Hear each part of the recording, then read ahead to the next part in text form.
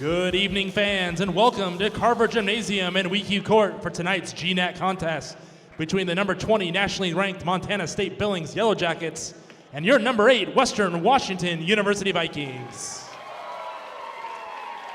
We would like to begin by acknowledging that we gather tonight on the ancestral homelands of the Coast Salish peoples who have lived in the Salish Sea Basin throughout the San Juan Islands and North Cascades watershed from time immemorial. Please join us in expressing our deepest respect and gratitude for our indigenous neighbors, the Lummi Nation and Nooksack tribe, for their enduring care and protection of our shared lands and waterways.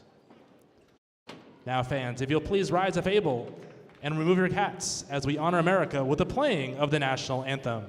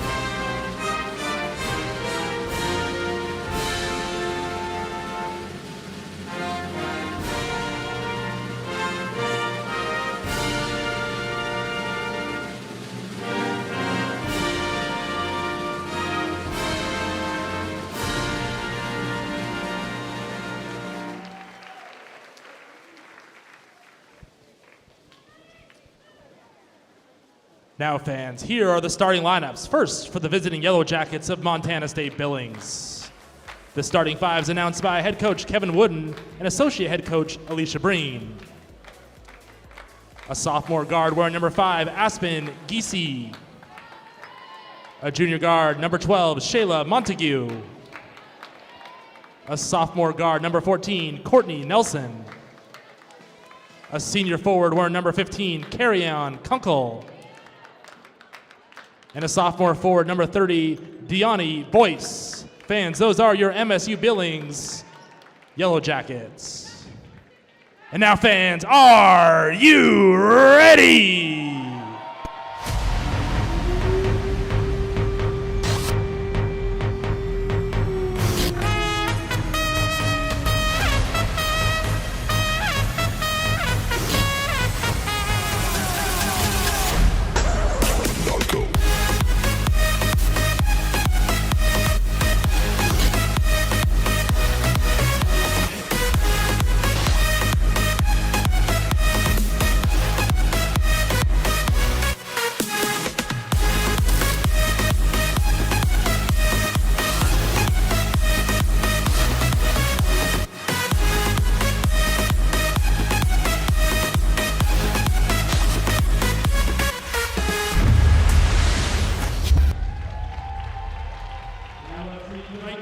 The starting fives announced by head coach Carmen Delfo, assistant head coach Stacy Terrell, assistant coaches Bobby Westendorf, Annalisa Fish, George Irwin, and Mike Lee. And welcome to Carver Gym tonight, our honorary coach, Dr. Catherine Sobocinski. Dr. Sobocinski is a professor in the WW Environmental Sciences and Marine and Coastal Science program, where she works on projects related to salmon survival in the marine ecosystems. We are thrilled to have her here tonight as our honorary coach. A senior guard wearing number 1 from Everson, Avery Dykstra. A 5'10" sophomore guard wearing number 3, also from Everson, Riley Dykstra. A junior forward from Vancouver, number 15, Brooke Walling. A 5'11" senior forward from Everson, number 20, Katrina Jamaica. And a 5'9" senior guard from Nappaby, number 32, Molly Olson. Fans, those are your Western Washington Vikings starting five. Referees for tonight's game, Michael Ann Watts, Courtney Duncan, and Larissa Milikova.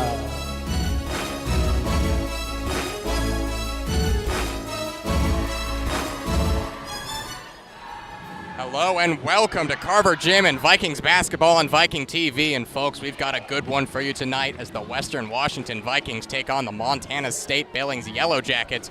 Vikings come into this game ranked number 8 Division II. Yellow Jackets come in ranked number 20. Vikings are first in the GNAC, and Billings a close second by just a game. The Yellow Jackets are the only team to have defeated the Vikings this season in GNAC play and come into Carver Gym red hot on a 10-game winning streak. Vikings are winners of their last 6. I'm Adam Race alongside Butch Kamina on the call for you tonight. And Butch, what are the keys for each of these teams to come out with a victory in this crucial conference matchup? We've got a great battle tonight, 2 great defensive teams. Let's see who can generate offense to a greater extent tonight. Opening tip to the Vikings, controlled by Molly Olson, the senior point guard for the Vikings. Now into Brooke Walling. Walling kicks it to the corner. Dykstra with it. At the top is Olson. 10 on the shot clock in this first possession here. Riley Dykstra with it. Nice little move, gets the layup to go. Had a really good performance on Saturday on the road at St. Martin's and picking that up where she left off. MSU B looks to respond. Yellow Jackets have the best scoring defense in the GNAC. There's a turnover taken away by Molly Olson. Ball thrown away by Deani Boyce. Olson the other way in transition. Stops up, gives it up to Brooke Walling. Dykstra kicks it to Dykstra. Avery with it. Back to Riley. Molly Olson is limping. Was standing on the perimeter. She landed funny. She's been battling some foot stuff, and it looks like it may have aggregated there. There's a turnover there from Avery Dykstra, and that is not what you like to see early on if you're Carmen Dolfo, head coach of this Vikings squad, dealing with some injury problems at the guard position. Mason Oberg also missing out on tonight. Right. So Mason Oberg still out. They hope to have her back sometime next couple of weeks. And now Molly Olson off to a good start, made a steal, nice penetration, and then it looks like she is in some pain. She could not get up the floor at more than about 30% speed. Olson going to the locker room now. Into the game is Maddie Grandboyce. Left-handed layup there is off from Boyce. Vikings the other way. Good defense on display in these first few possessions for the Vikings. Katrina Jamaica with it. Vikings have 2 of the top field goal percentage players out on the court, Jamaica and Walling in the GNAC. Turns it over again.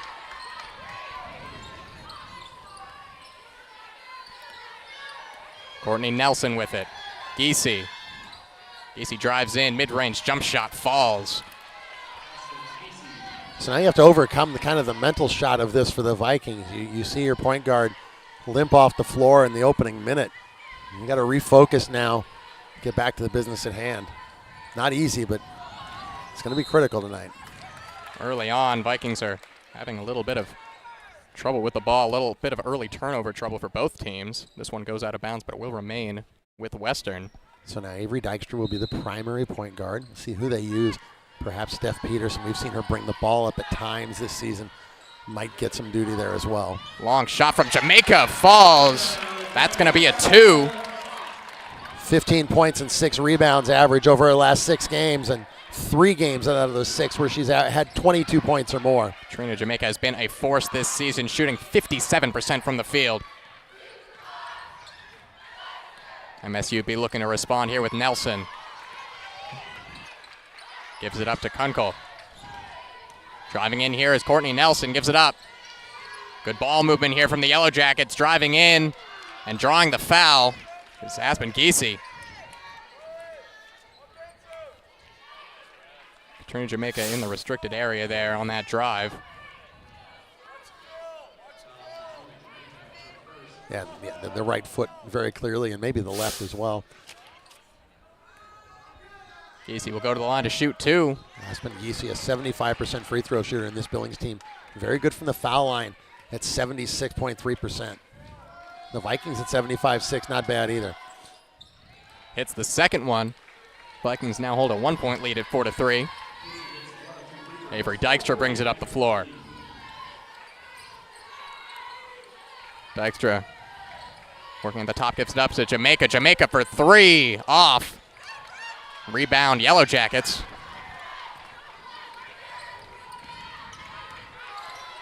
Jamaica's been a great shooter this year, but a lot of that coming from within the arc.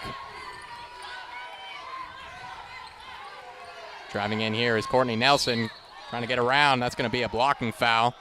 Called on Avery Dykstra.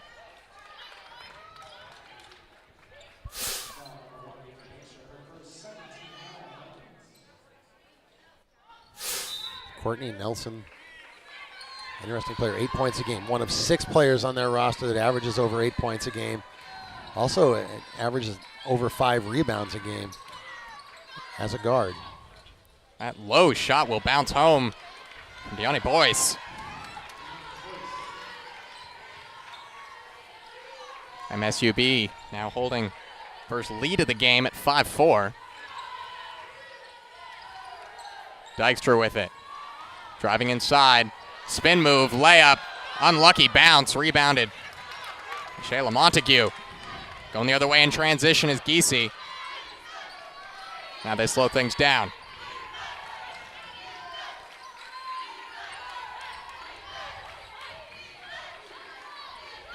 At the top is Giese.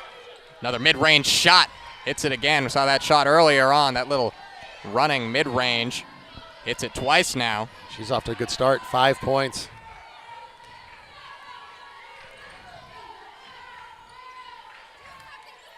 Walling driving inside. Travel called against Riley Dykstra.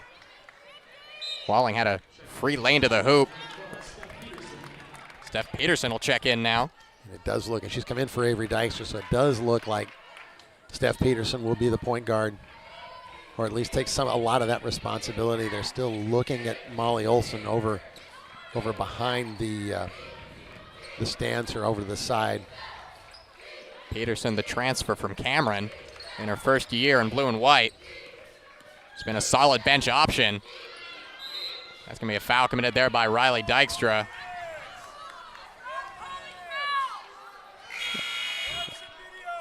Yeah, Steph Peterson, an all-conference performer at Cameron last year in the Lone Star. MSU Billings has a situation like that too with Taryn Shelley, who comes off the bench. Was an honorable mention All-American last year. She's played in 12 games this year. None of them as starts, but she has been a force when she's come on, getting a good amount of minutes. Peterson with it, gives it up to Dykstra. And on cue, she comes to the scorer's table.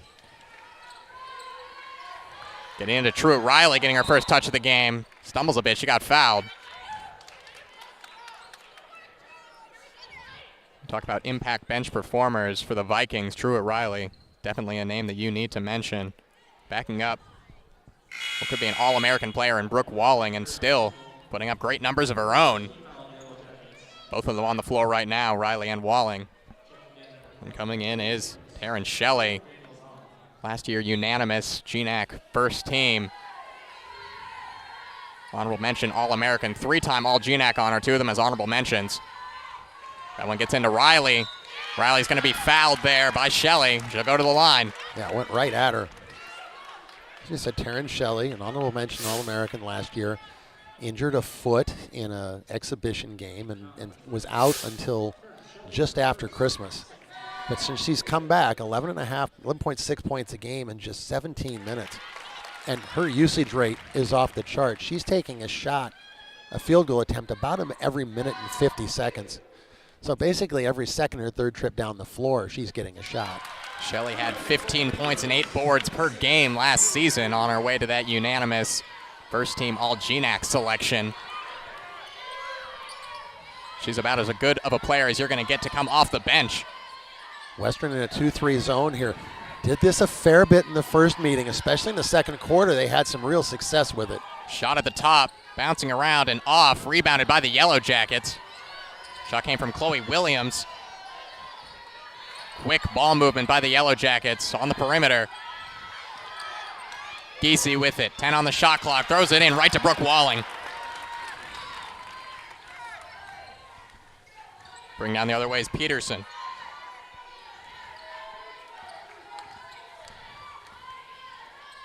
Peterson gets it to Grand Boys, down low to Walling. Walling's got the mismatch. Can't get the layup to go.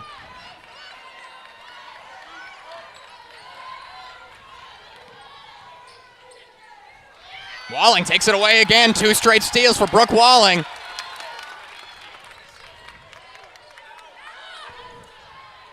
Grand Boys fakes a shot, gets it to Dykstra. Back to Grand Boys.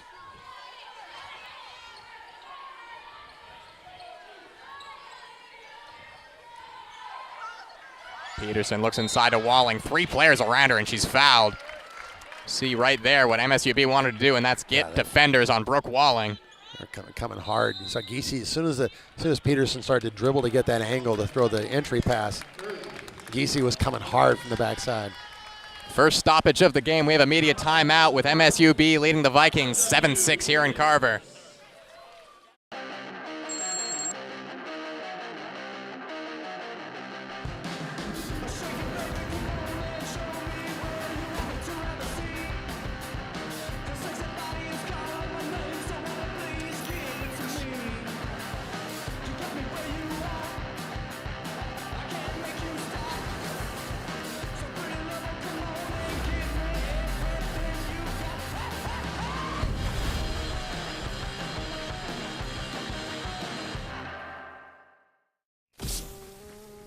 You're getting thirsty, bold, refreshing. So good.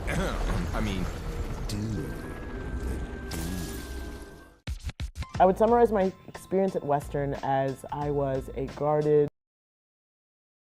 Welcome back. You see second possession of the game. Molly Olson pushing up the floor and landed funny and then ended up limping off. We now see her back over near the wall behind the Western bench. They're looking at things and testing that ankle or foot out or whatever it might be, and looks to still be in a little bit of pain. We'll see if Molly can return. Right now, Stephanie Peterson in running the point for the Vikings. Olsen's been a great contributor this year, but the Vikings, a team with so much depth. It's next man up right now. Zaragoza on the court as well right now. Shot from the corner from Dykstra is short. Rebounded by Truett Riley. Back to Dykstra. Thought about a shot again, but stopped up instead. Truett Riley drives in. Reverse layup is good. Vikings lead 8-7. Zaragoza scored 19 points in Billings in these teams' first match of the year. Yeah, she gave them fits down low. That'll be a turnover, Vikings ball. Zaragoza's had a very good year, and that's been the brightest spot. She was the brightest spot for the Vikings on that day. Riley again with that baseline layup. Growing in confidence at the offensive end of the floor is Truett Riley. Truett Riley, a player who plays with a lot of hustle. Dives after rebound, so that's going to be an offensive foul there. Going the other way. Carly Zaragoza trying to post up and held off Natalie Andreas apparently a little too hard as Andreas went flying to the floor. Andreas, the Wenatchee Valley College transfer, drawing the offensive foul, getting the turnover. A couple of those. A JUCO teammate of Carrie Ann Kunkel who started tonight. Montague, the 3, hits it. Shayla Montague, the junior, native of Billings, Montana, averaging more minutes than any other player on this Yellow Jackets team. That one's taken away there by Boyce.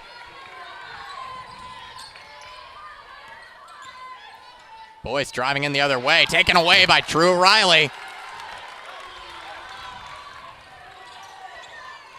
We're seeing some really good defense on both ends of the floor from these teams. As you said, Butch, it is a defensive battle to start things off.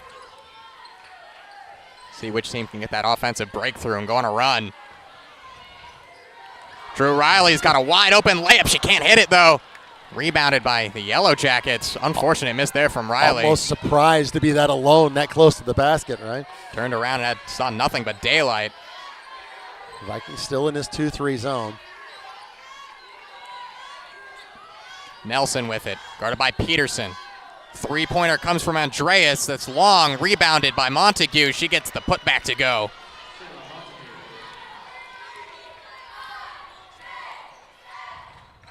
Lead is now 4 for the Yellow Jackets.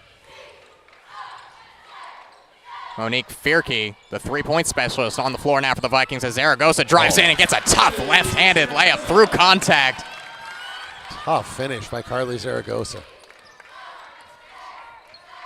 The family is here up from California again. Apparently they're going to be here for the remaining games of the regular season and the GNAC tournament.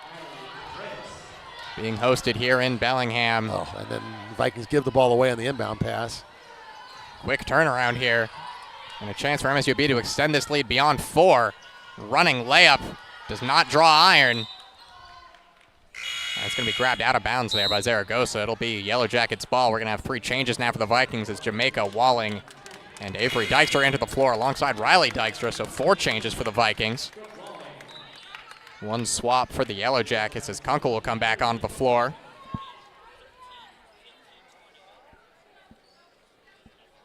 Right now, Montague and Giese, the 2 leading scorers for MSUB, each with 5 points. Drew Riley, 4 points, leads the Vikings early on in this game. 48 seconds remaining in this first quarter. Back and forth defensive game so far. That one pawed away by Dykstra, but picked back up by the Yellow Jackets. Danielle Zahn with it now. Zahn drives to her left, stops up, long, 2-pointer, hits it. Danielle Zahn had her best game of the season in the first meeting. 13 points, her only double-figure effort of the year. Picking up where she left off. Yellow Jackets snap the Vikings' 14-game win streak.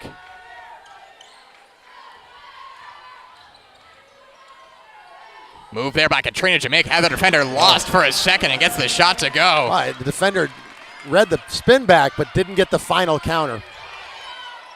Long shot as the buzzer goes and a bank is open. Oh my goodness, at the buzzer. Daniela Zahn extends the lead to 19-12 on the bank 3. We will go to the first quarter break of the game. Montana State Billings holds a 7-point lead, 12-19. I would summarize my experience at Western as I was a guarded, nerdy kid who loved to perform, who allowed herself to put in the time and the effort to carve herself into something. Jump in the trunk, jump in the trunk, And whatever that was has led me to where I am right now, to be a fully realized woman. And I'm really thankful for the time and the effort that I put in for myself, because if I didn't do it, no one else was going to.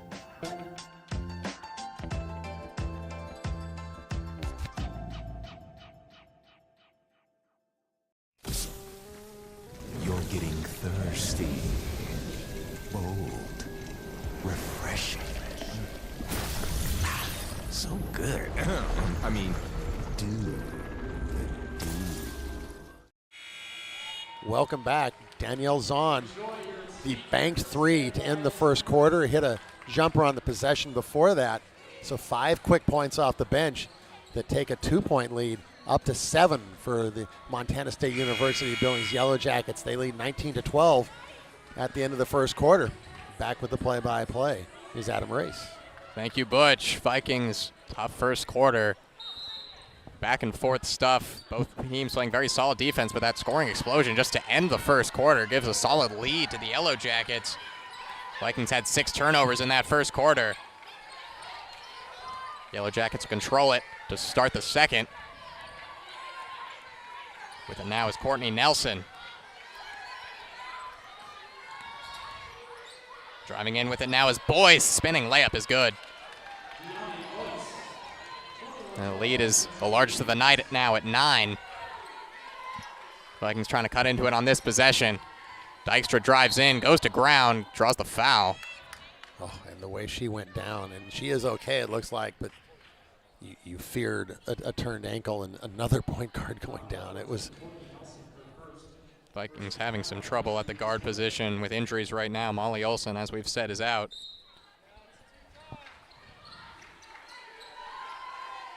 Olson, one of the best passers in this program's history. Top 20 for assists. Recently passed the 300 assist mark. Went down after the first possession for the Vikings. Fierke with it now. 8 on the shot clock to Jamaica. Jamaica pulls up for the mid-range. It's long.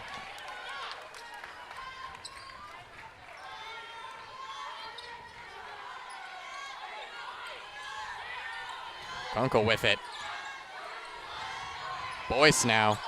Lost the handle for a second. Got it back, though, and got it to Montague.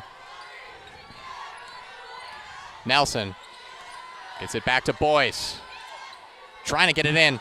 That one, I don't think, was purposeful to try to find Montague. The shot is off. Went over the head, I believe, the pass that it was intended to go, but we're able to get a shot off as that's a missed pass there from Katrina Jamaica. Goes out of bounds. A little bit of offensive frustration to start this one off for the Vikings.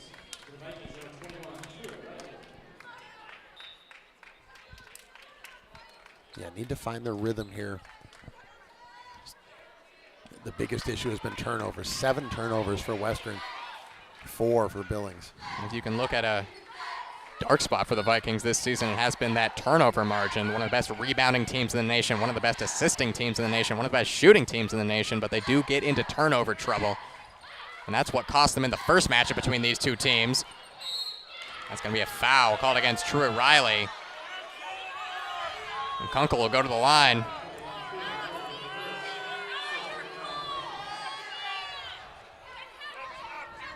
See there, looks like Riley got Kunkel on the right arm. It was a late whistle. Crowd wasn't happy with it, but it was a foul, and she'll go to the line. First one rims out. This Yellow Jackets team is coming off of a road victory against Seattle Pacific for their 10th straight win. The second shot goes in. They remain undefeated on the road this season, 9-0. They trailed as much as 16 in the second quarter, steadily cut into that Falcons lead, and eventually got the 3-point victory.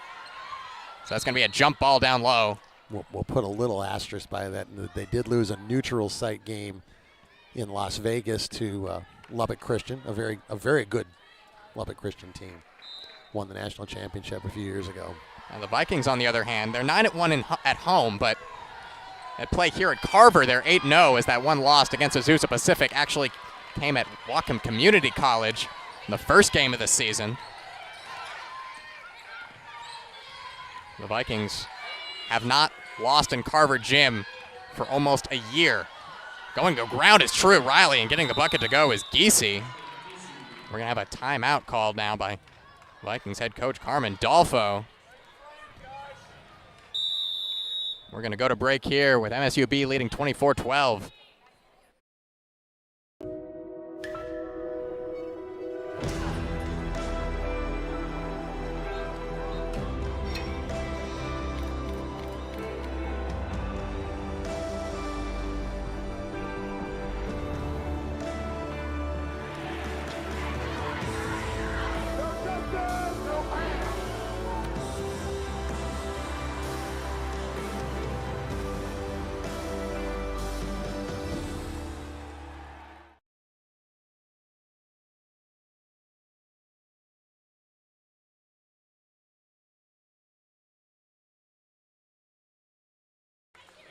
Here in Carver Gym, MSUB, the Yellow Jackets have built a 12-point lead with 7.5 remaining in this first half.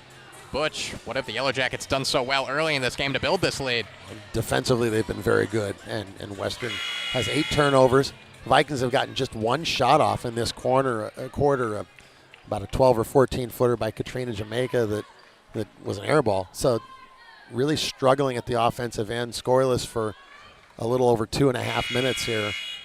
They need to find some way to generate some offense. Yellow Jackets, the best scoring defense in the GNAC. Vikings come in as the second highest scoring offense behind only Central Washington. They've been silent so far tonight. Smothering defense from Billings. Steph Peterson with it. Gives it up to Grandboyce. Now it's Zaragoza, 8 on the shot clock. In the corner, shot for Steph Peterson is way long. There'll be a foul called in the paint. Looks like Kunkel pulled down Zaragoza as the shot was going up. I think that was actually more the battle in the post than it wasn't a rebound. We can get a look here and see. Actually, she got tripped by Courtney Nelson. Spares the blushes of Steph Peterson, who missed on that open corner three. Now gets the ball into Dykstra. Zaragoza working down low, tried to get it over to Brooke Walling, and it did take a deflection off the defender. It will be Vikings ball. That was a cheeky little pass there, a little underhand scoop, and that gets through. It's a layup for Brooke Walling. Tried to just get it around the defender and got a piece of the defender. Grand Boys gets it to Zaragoza. Grand Boys, 5 to shoot. Takes another tip, and it'll go out of bounds again. So now the Vikings will have it with 5 seconds on the shot clock.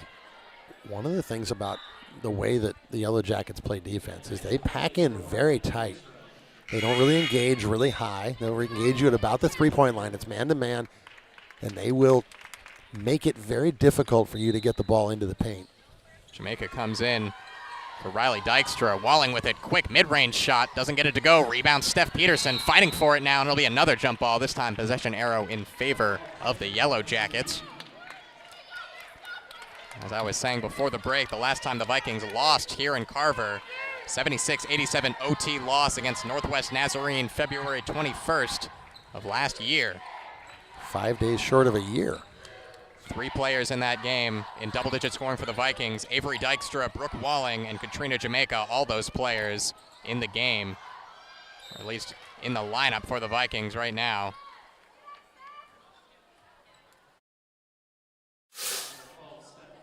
Steph Peterson called for the foul there. Chloe Williams will go to the line. Williams, a 76% free throw shooter.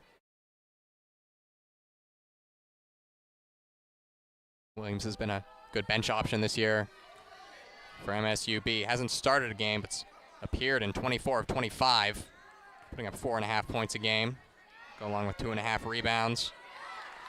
Gets a lot of steals as well. Doesn't get the free throw. Jamaica with it. Swatted away there, out of bounds, Vikings ball, but you see right there, they're trying to run the play they love to, just get it into Brooke Walling and let her work, but the defense not allowing it. Lots of deflections.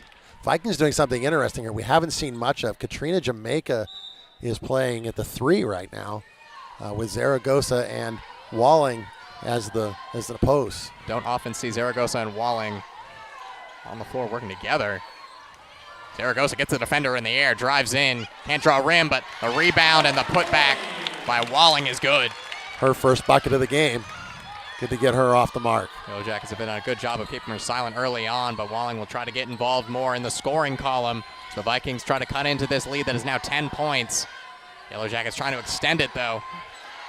Working around a screen here. And driving in, swatted away by Brooke Walling. One of the best shot blockers in Division II. Does it again right there. Jamaica to Zaragoza. Through traffic, layup is good, and one! The strength of Carly Zaragoza to fight through that foul, get through it, lift the ball up, and we'll get the replay here. Puts it on the floor, gets hit on the arm, and just shoves the ball through that to finish. That is a great finish there from Zaragoza, who's picking up right where she left off last time she played against this Yellow Jacket squad. I submit to you, Adam, that we talked about Jamaica playing the 3 and Monique Fierke at the 2. We probably have not seen this lineup at any time this year. Carmen Dolfo switching things up as the Vikings found themselves in an early deficit. It's now at 8 points. Quick shot this time is short. Rebounded, though, by the Yellow Jackets. Zahn with it.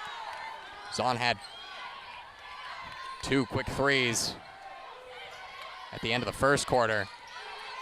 Back in the game now, working around a screen. The shot is good there from Giese. She's at 4 for 4, 9 points. Has been Giese's been the offensive weapon early on for Billings. Zaragoza trying to go to work again. This time gets into the corner to Avery Dykstra for 3. No good. Running for the rebound and diving for it is Katrina Jamaica. Out of bounds, Vikings ball, so the hustle pays off for Katrina Jamaica. Now I'm a long way away, and now they're going to signal it the other way. That was a quick turnaround of decision there. Yeah, from here, and again, a long way away, I was pretty sure Katrina Jamaica shoved the ball up the I have to agree with you, Butch. there. It's being optimistic, but It does go in favor of the Yellow Jackets. Try to add to this 10-point lead. Foul there by Brooke Walling.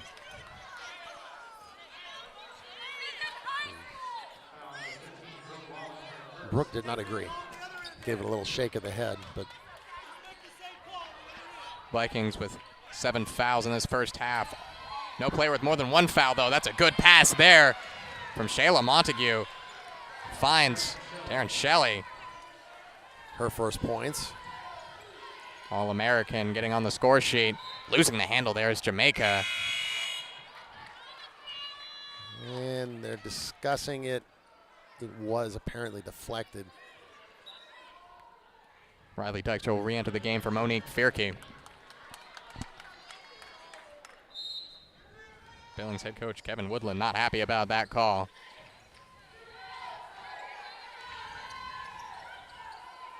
High pass picked out of the air by Dykstra.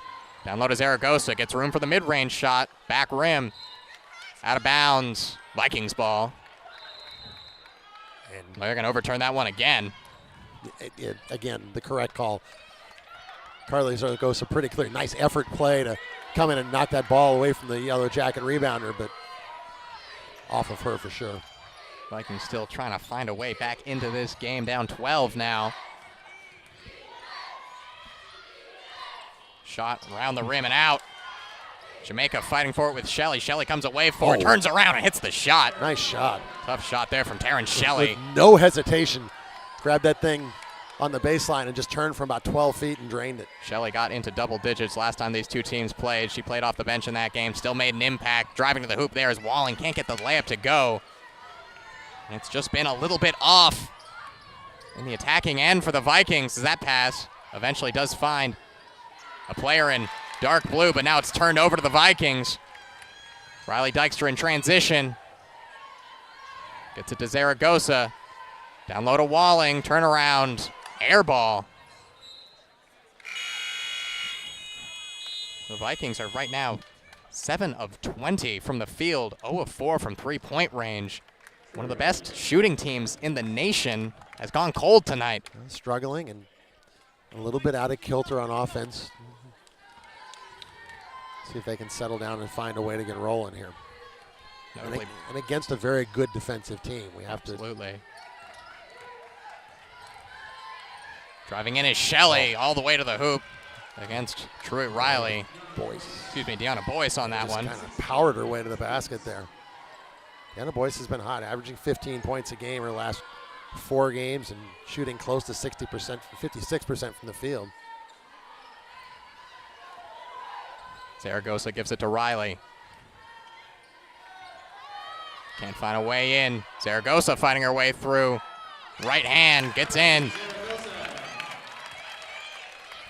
Carly Zaragoza now with 6 points, leads the Vikings in scoring. Aspen Giese still leading all players with the ball now. 14 of the 18 Viking points in the paint.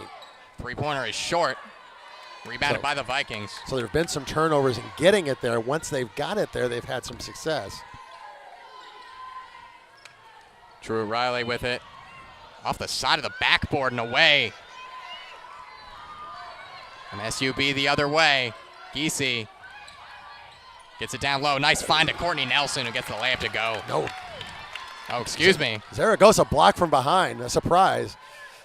I looked down for a second. I assumed it had gone in, but Zaragoza with a good defensive play.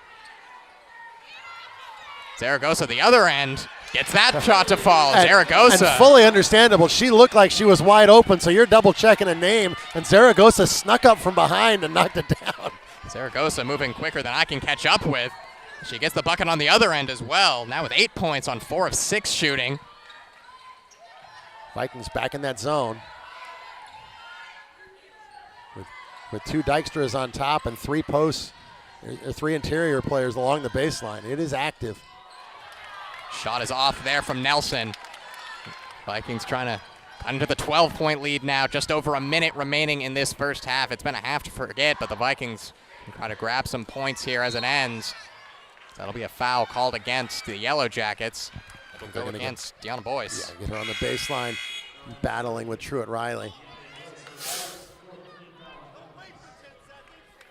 See right there, reaching in from behind was Zaragoza. Just get a hand on it, and then immediately afterwards on the other end, getting the shot to fall. Zaragoza put up her career high against MSUB in their first meeting this season, and already with 8 points off the bench tonight. Graham Boyce with it, pulls up for three. Air ball.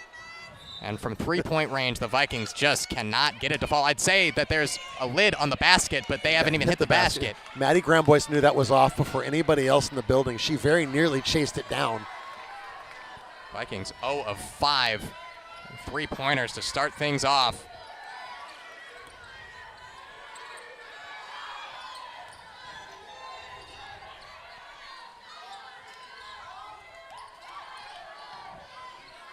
Montague pulls up for three. That one's off. Vikings a chance to put up some points here in transition. Dykstra with it. Little Euro step to the hole. Gets it to go. Oh, the nice little step through crossover. Knew that Taryn Shelley probably wasn't going to be quick enough to get herself set. And so with that stop and the forcer to close out, was able to go right by. Avery Dykstra gets her first bucket of the game. MSUB will have the last shot of this first half. See who they'll give it to. Nelson with it now. Gets it over to Shelley. Shelley pulls up. No good. 1 on the clock. Time will expire, and the Vikings will trail by 10 going into the break here. MSUB with a very solid performance on offense and defense. Vikings have a little time to recuperate, trying to come out in this second half and try to mount a comeback here in Carver Gym.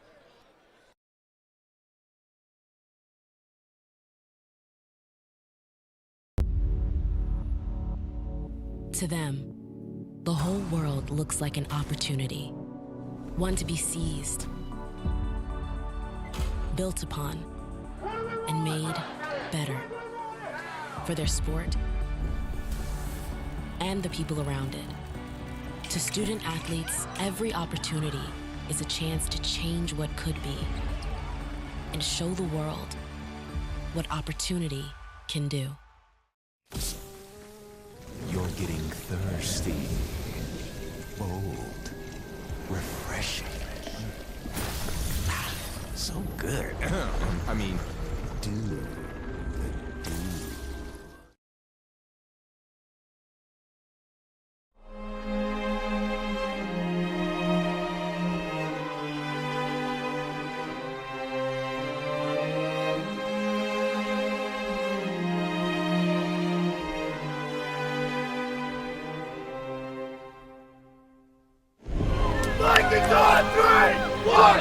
Western Washington University is heading on to the Elite Eight. As soon as I got here, I knew that I was going to love it.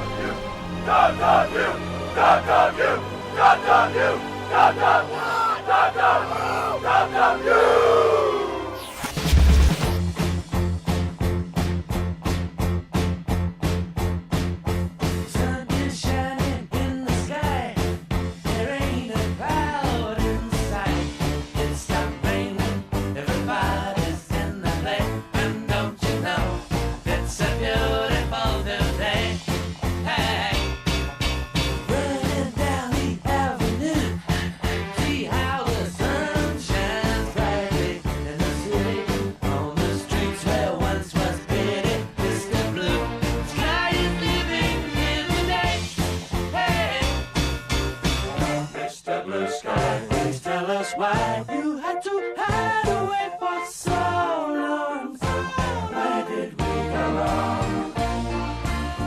Mr. Blue Sky, please tell us why you had to hide away for so long. Where did we go wrong?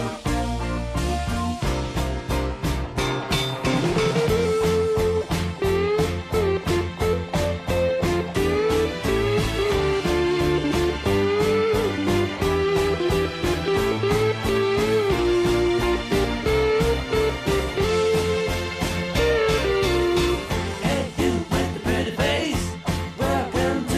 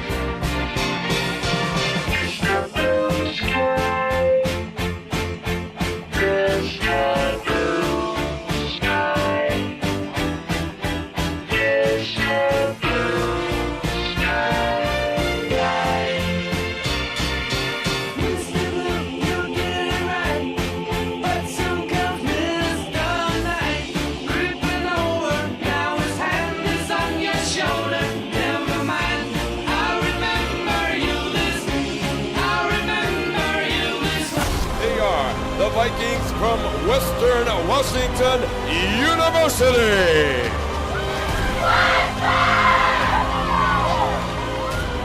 GNAC Player of the Year puts it away for the Vikings. The triple, are you kidding me?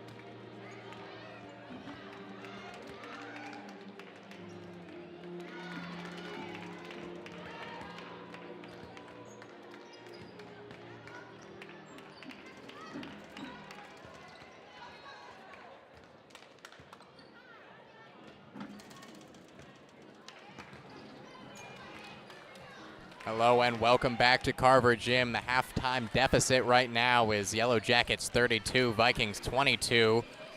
Here on Viking TV, Adam Race alongside Butch Kamina. Vikings ran into a very tough defensive squad in that first half, showing why they're the #1 scoring defense in the GNAC. Bright spot right now for the Vikings, though, has been Carly Zaragoza, 4 of 6 shooting it, 8 points, leads the Vikings.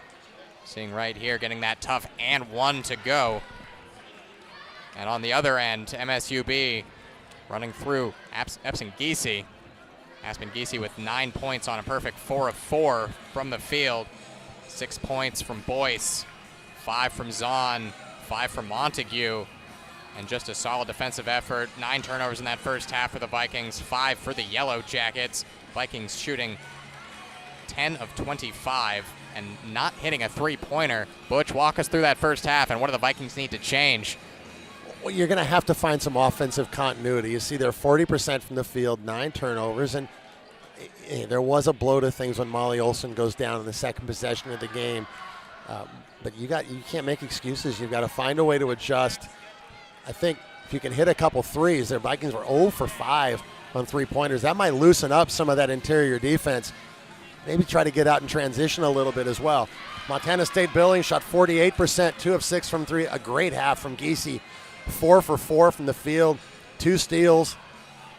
This is a good team. I mean, they're ranked 20th in the country in the coaches poll. They've done a lot of good things over the course of this season. They had one blip in the middle of the year where they lost 3 straight games, lost to Lubbock Christian, and then got blown out at home by Central and lost a tight one to Northwest Nazarene. And since then, they've been on a roll.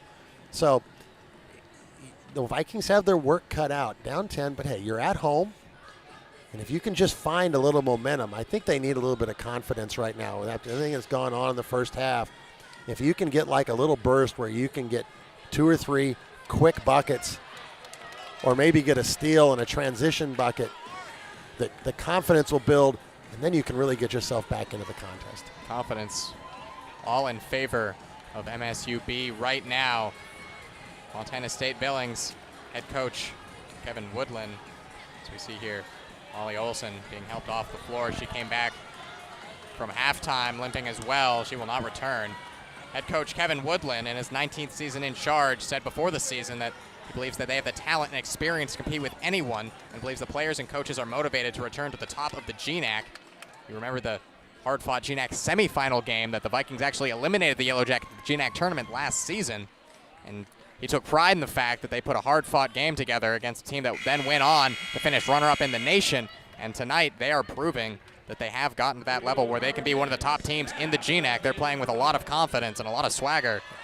Kevin Wooden, a veteran coach, 18th season. I think his 300th win this year. Always a very solid program. Vikings will get the ball to start off this second half. Trying to gain early momentum. Granboyce with it. Granboyce gets to Davery Dykstra. Finds Riley Dykstra. Down low to Jamaica. Jamaica spin move off the glass. In and 1. What a way to start the half for the Vikings. And there's the sort of thing you need. You get an and 1 from Jamaica. You can see the excitement from the teammates after that finish. Caught the ball. Nice little quick spin on Boyce to get that layup. See Jamaica and Walling high-fiving there. #1 and #2 in the GNAC in field goal percentage. Jamaica trying to complete the 3-point play. Can't do it. Rebounded by Walling. Put back is good, and it makes it a 4-point play. The exact sort of start the Vikings need. And suddenly a 10-point deficit is down to 6. You closed it a little bit late in the half. Let's see if they can continue this. MSUB actually won the rebounding battle in that first half. Vikings the best rebounding margin team in the nation. There's a nice move there. Quick response. Aspen Giese is having a night. The sophomore from Fort Benton. You probably know where Fort Benton is. 11 points. I said before the game that I would try to prove my Montana knowledge, my family from Montana, and so far I am failing, but Jamaica gets that one to go. We just haven't given you enough opportunities yet. You're going to show it.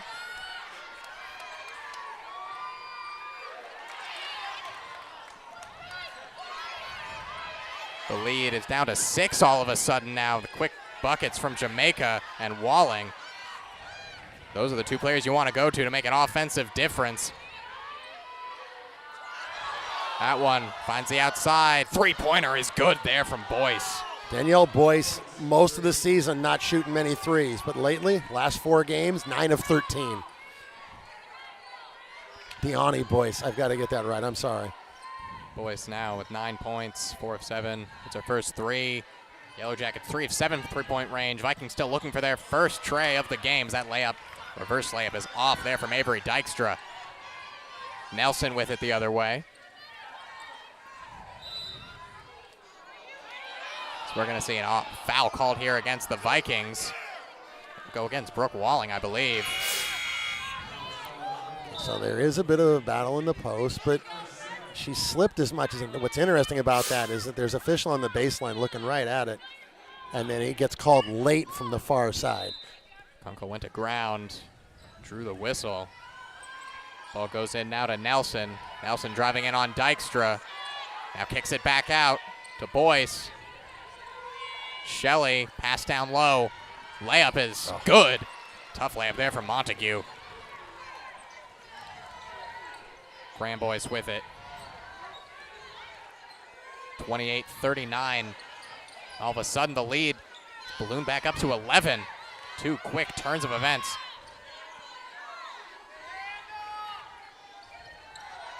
Dykstra with it, gets it to Jamaica. Jamaica drives to her right. Through contact, layup off the glass, too strong. Walling with the rebound though. Gets it back to Grand Boyce, short shot is good. And there is a little bit more fluidity to the Vikings. Still a couple passes got deflected there, but the ball movement is crisper than it was in the first half. Horn set here from the Yellow Jackets. Nelson, quick shot from Montague. Three-pointer is wide left. And taken by Dykstra. Getting ready to come into the game here is Steph Peterson. Waiting in the wings. Riley Dykstra with it now, though. Gets it down low and swatted out of bounds by Terrence Shelley. And here will come Steph Peterson into the game. Going to replace Avery Dykstra. Peterson played 7 minutes in that first half. Took a three-pointer, did not connect on it. And Vikings are the number 2 three-point percentage team in Division II. Yet to make one tonight. 0 for 5.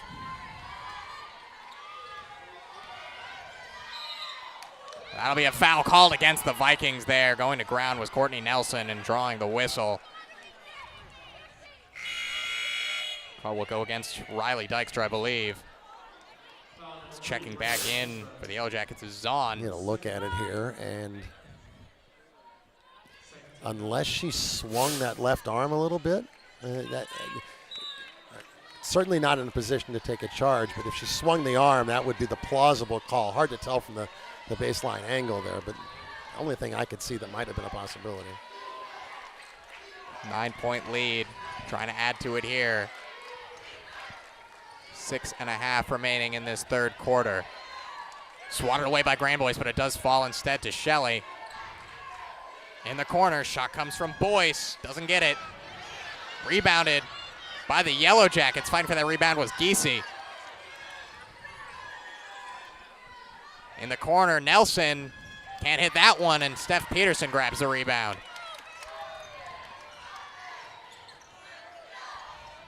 Yellow Jackets scoreless in almost 2 minutes now. Vikings need to take advantage of that. Put some points on the board. Good pass there to find Walling. Streaking in, getting the basket. Dykstra with a nice dish. Walling with the finish.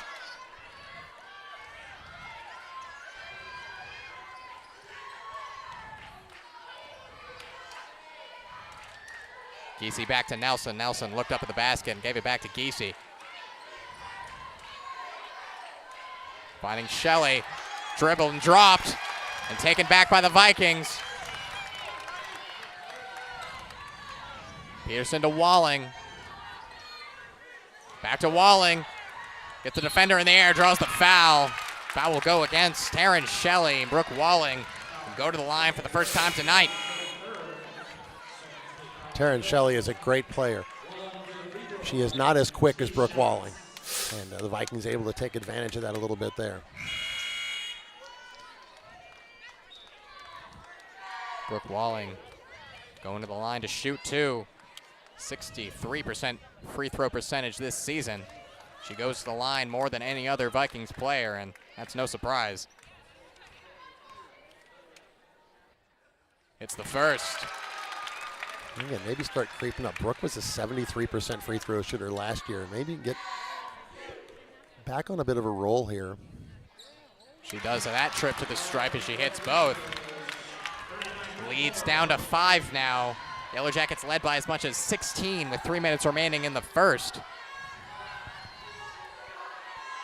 Vikings have been chipping away to start off this second half. Corner 3, short, rebounded by Zahn. 5'5", Danielle Zahn getting the rebound there. It's one of the best rebounding teams in Division II. And that's kind of been the story tonight as the mid-range jumper falls from Kunkel.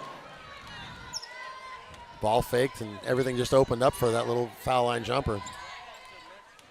Peterson driving in, left-handed layup is no good, too strong off the glass. In the corner, Giese takes the shot. That one's long. Rebound Jamaica. She's human. Her first miss of the night from the field. Giese is now 5 for 6. Leading scorer for both teams with 11 still. Steph Peterson wide open for the three-pointer. Hits it. Nothing but the bottom of the net. So 2 new things. Giese misses and the Vikings hit a 3. It's a 4-point game. First three-pointer of the night for the Vikings. We've got a close one in Carver between 2 of the best teams in the GNAC and 2 top 20 teams in Division II. Credit to the Vikings not letting the Yellow Jackets pull away after having that first half lead, and that's a swat from the back from Peterson in transition. Here come the Vikings. Avery Dykstra stepping around, laying it up and in. What a turnaround for the Vikings. MSUB will call a much-needed timeout as the lead is down to 2 in Carver Gym with 3:43 remaining in the third quarter.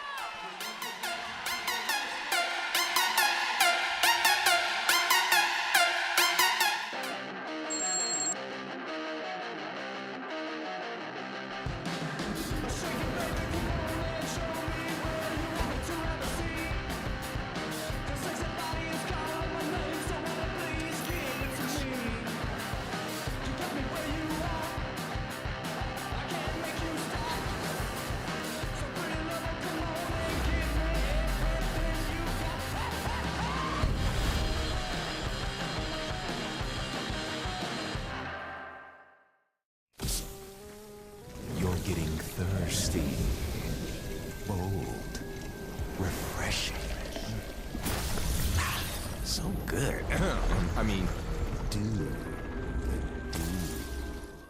With Mason Oberg and Molly Olson out, it's meant bigger minutes for Steph Peterson, and there you see her drain the first Viking 3 of the night, and then a moment later, a block shot from behind that triggered a fast break that got Avery Dykstra a layup and got the Vikings as close as they've been since Billings got off the bus. It's 41-39 with 3:43 to go in the third. 11-2 run for the Vikings, and they are way back into it.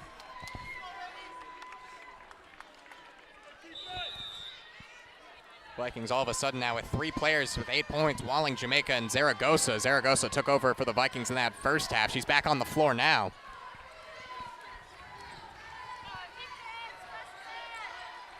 Nelson has it. Trying to work out of the timeout.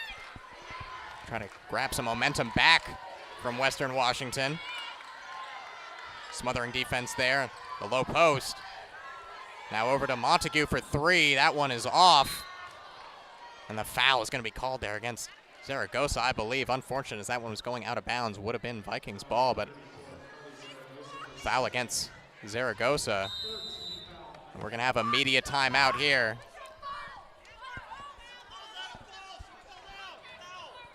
We're going to stay here for the media timeout.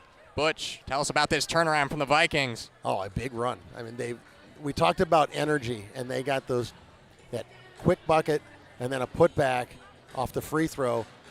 And the offense has been crisper because of that, right? They're starting to push the ball a little bit more. They're getting earlier shots. And then the other thing is, Carmen Dolfo plays man-to-man 95% of the time. And tonight we've seen extensive use of a 2-3 zone, something they tried in Billings after the Yellow Jackets got off to a hot start, and it's had some success tonight. They've been able to deny easy looks. They're doing a good job on the boards. And now we have a contest. 41-39, two great teams. I have all the respect in the world for what Kevin Wooden does at Montana State Billings. And his teams are always very entertaining to watch. They always have a lot of nice offensive wrinkles, and they're very good at the defensive and always very physical. So he recruits a lot of small town Montana. So and there aren't a lot of soft people in small town Montana. Absolutely. A lot of local recruiting. You see some of these teams will take a lot of bounce back players, JUCO players, not this MSU B squad. A lot of in-state student athletes representing the Yellow Jackets. Shayla Montague with it now. Montague, Billings native herself. A little less rural part of Montana. That's as not rural as you can get in Montana. Exactly. That's a travel there called against Boyce. Too many steps, gives the ball back to the Vikings. They've got a chance to tie it up for the first time since it was 4-4.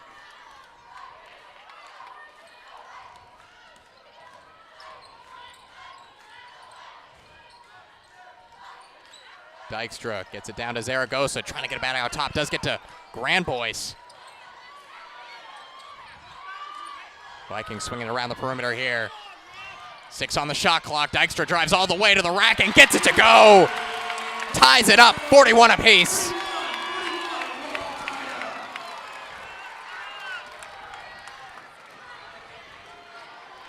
Vikings trailed by as much as 16 in that first half. They bring it all the way back with 2 minutes and change remaining in the third quarter. What a game we have here at Carver. Shot there, and falls for Montague. Tough three-pointer. She takes 3/4 of her shots from three-point range, and with a hand in her face during that. Great shot by Shayla Montague. Montague's second tray of the game. She's 2 for 5 with 10 points. Regain that lead for the Yellow Jackets. Reverse layup from Peterson won't go.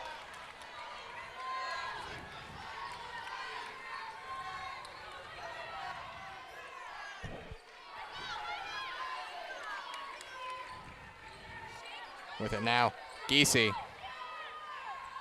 Montague gets it to the corner. The shot is way off from Boyce, but a foul's going to be called. That'll be against Zaragoza, I believe. That will be her third, which will bring Brooke Walling back into the game. Shayla Montague is MSU Billings as it gets. Her mom played there and was the athletic director until just a couple years ago. Montague, player on this team who bleeds yellow and blue. Zaragoza coming out of the game, picked up some tough fouls, off the ball fouls, has forced her out of the game. She was having a good first half, hasn't been able to have as much of an impact here in the second, but never a bad thing to have Brooke Walling in the game to back her up. Throws it down low. Boyce fighting for it, no foul. Rebounded there by Montague and swatted away by the Vikings. Walling and Riley were both there to play defense. Carmen Dolfo's furious. She wants a foul called there. Steph Peterson seemed to get an arm around the throat. No whistle, though.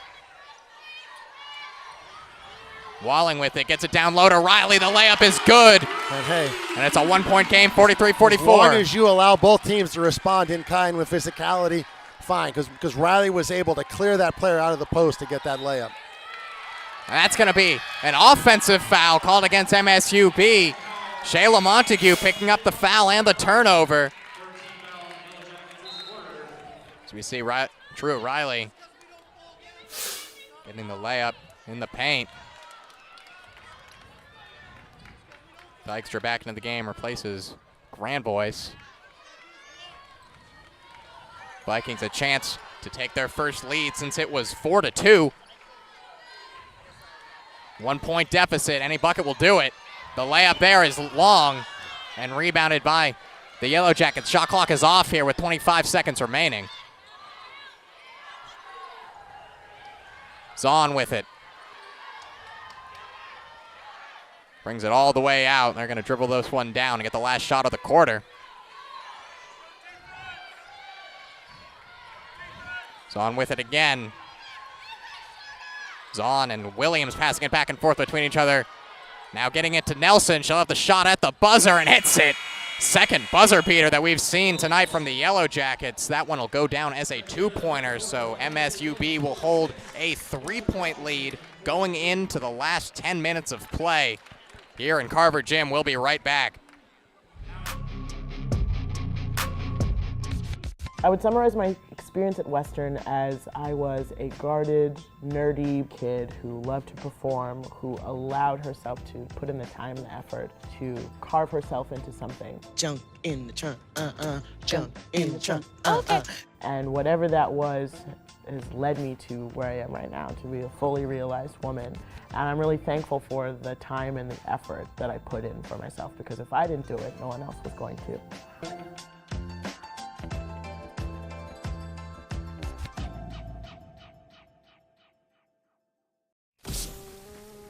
You're getting thirsty. Bold. Refreshing. So good. I mean, dude. Welcome back. The Vikings trailing Montana State Billings 46-43. You see there Deani Boyce from Winifred, Montana, population about 143, a high school of about 43 students. Has a teammate, Madeline Hegem from there.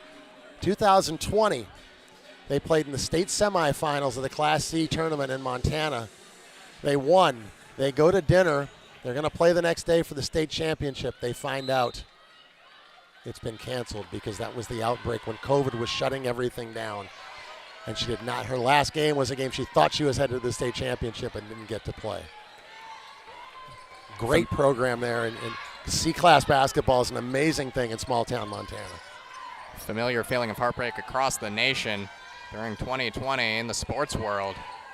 Driving in with it now is Boyce. A lot of contact, no foul though. Boyce wanted the whistle, but it'll go down as a block shot, I believe. Team's playing very physical right now, and the referees are letting him play like that. Of course, as soon as I say that, foul on the floor. Yellow Jackets ball. You see right there getting a hand to it was Truett Riley. Looked like all ball from there. We'll have an update for the men's team. Take it away, Butch. In overtime, Western Washington 96. Northwest Nazarene 91. A huge victory for the Vikings. 26 points for Daniel Hornbuckle to lead the way. 23 each for Kai Johnson and D'Angelo Minnis. Massive Viking victory in terms of their postseason opportunities at GNAC tournament. Vikings on the bubble for the GNAC tournament, trying to fight for that top 6 spot to be able to play here at home in the GNAC tournament, and that is a big result. Driving to the hole and trying to get the tricky layup there was Kunkel. Couldn't get it to go, though. Deficit is 3 with just under 9 remaining, and this one could come down to the wire. Getting a hand on it there was Kunkel on the other end, making up for the miss. Taking the three-pointer is Zonj. That one is off.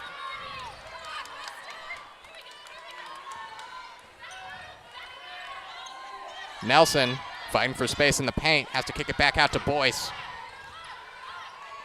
Boyce driving in, Walling caught up by a screen. They have to kick it back out again, though, with 5 on the shot clock. They'll have to take this shot here. They'll get it off just in time. Zahn won't connect, and Walling gets the rebound. Going to ground was Steph Peterson. It's just been that kind of night. People have just been flying all over the place. It has been a battle, to say the least, here. 2 top teams in the GNAC. Peterson pulls up from range, doesn't get it to go, and there's going to be Viking ball there. As Avery Dykstra returns, 3 substitutions for the Yellow Jackets. Shelley re-enters the game, Montague coming back in, and Giese back in. 3 great players for MSUB back on the floor. 3 good scoring threats.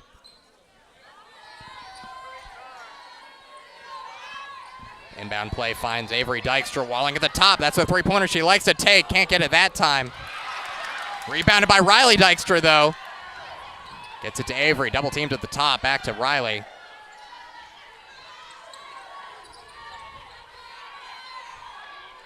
Eight to shoot. Grand Boys. That one went off the face of Truett Riley. Doesn't seem like True Riley was expecting that pass there from Maddie Grand I'm not Boyce. entirely sure she was the target, and Dykstra was spotting up at the three-point line. I think that may have been where it was headed. Yellow Jackets were able to scramble for the rebound. A chance to extend this lead beyond a possession. A little shot there from Giese is good. Another pretty running mid-range shot from Aspen Giese. She has been the best scorer on the floor tonight, 13 points, 6 of 7 shooting. A great night for Aspen Giese, who averages a little over 8 a game. Giese hasn't missed from within the arc. Drew Riley short on that layup. And all of a sudden, the Vikings almost 4 minutes without scoring on a great run in that third quarter. Gone a little bit cold here. Giese drives in again, this time gives it up to Boyce. 8 on the shot clock. Shelley with it.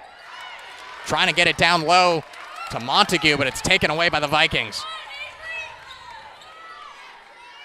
Walling pulls up for 3 again. That one is long. It's a good look. It's worth, that's a shot, it's fine for her to take. Walling has shot 10 of 26 coming into tonight. Misses 2 in this game. Vikings are 1 of 9 from beyond the arc, and that is from the second best three-point shooting team in the nation. Is right there. We're going to have the Vikings getting the ball back on a good defense from Brooke Walling. Boyce tried to drive the baseline. Walling was able to get a hand in, knock the ball away, and then knock it off of Deani Boyce. Viking ball down 5 with 6 to go. Back and forth stuff in Carver Gym in the most marquee matchup we've seen in Bellingham this year. Getting space to shoot is Dykstra. That one is short. 1 for 10 now are the Vikings from three-point range. They can't find the shot from deep.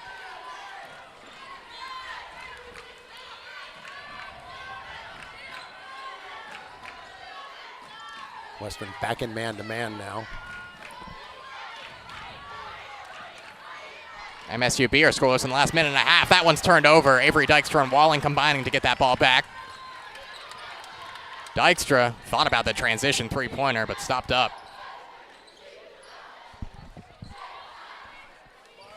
Getting ready to get back into the game is three-point specialist Monique Fierke. Grand Boyce pulls up for 3 and hits it! Massive three-pointer from Maddie Grand Boyce. Vikings are short on guards tonight, but Grand Boyce comes up with a big three-pointer there.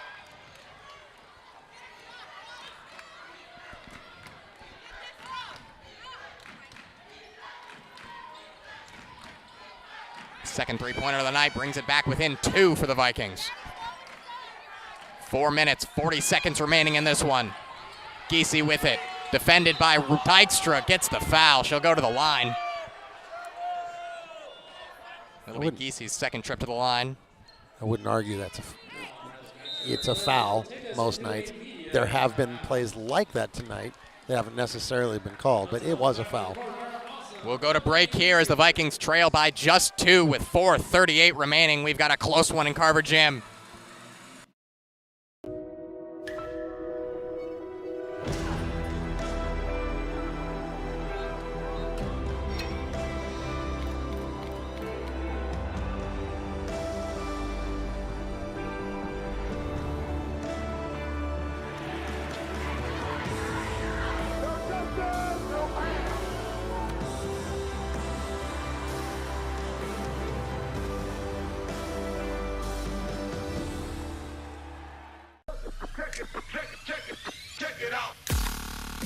Introducing the new and improved taste of Pepsi Zero Sugar.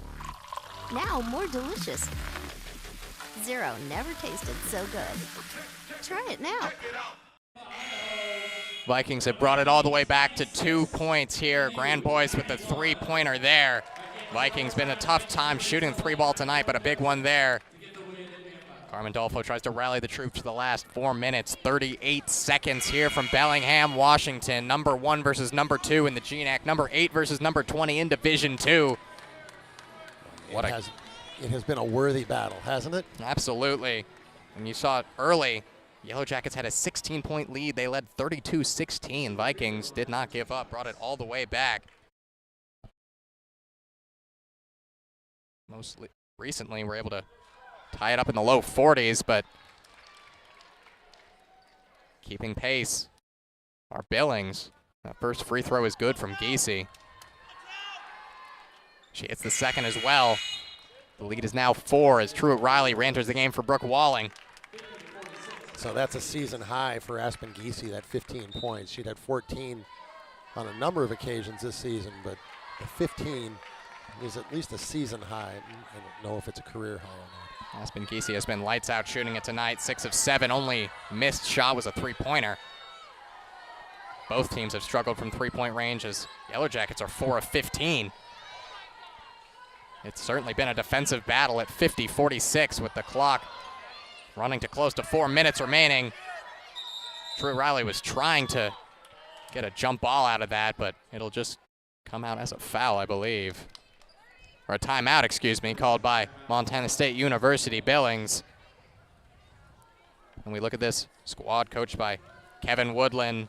They've come out and played a great game. They've had a great season. They were ranked in the GNAC preseason poll number 3 after finishing just short of a berth in the GNAC finals last year, being knocked off by this Western Washington team. And Butch, what do you think really makes this MSUB team run the way it does, run so well this season? They're so balanced in so many ways. Very good defensive team. Lots of different people who can beat you. They can beat you with the post-ups. They can beat you with threes. They're a good rebounding team. They don't turn the ball over. Only 11 turnovers a game. 12 turnovers a game. That's 6 nationally and fewest turnovers. And tonight, 11 turnovers. The Vikings 14. Turnovers once again a trouble for the Vikings.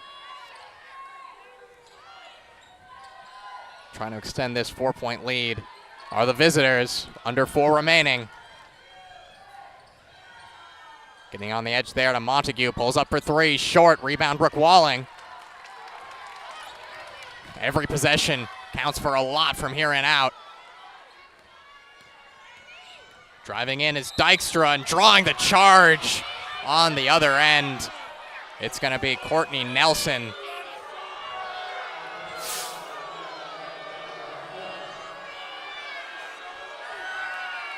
The crowd in Carver Gym does not like the call, but going to ground and getting the whistle. Getting the ball back. 3.5 remaining. Shelley pulls up mid-range, doesn't get it to go. Vikings are able to come up with the rebound. Avery Dykstra brings it up the floor. Down low to Walling, guarded by Shelley. Throws it in the corner for Fierke. Fierke gives it up to Dykstra. Avery Dykstra trying to get the ball to Walling. She's fouled. That'll be on the floor foul. And the first foul of the quarter on the Yellow Jackets. Avery Dykstra gets it into her sister. And now with Monique Fierke, now to Jamaica. 15 on the shot clock, gets it to Walling. Walling stepped out of bounds. No, they traveled, actually. Travel, excuse me. She may have stepped out of bounds as well, but very deep on the baseline. So down 4 with 3 minutes. Really important to get a stop here. Not crucial, but important.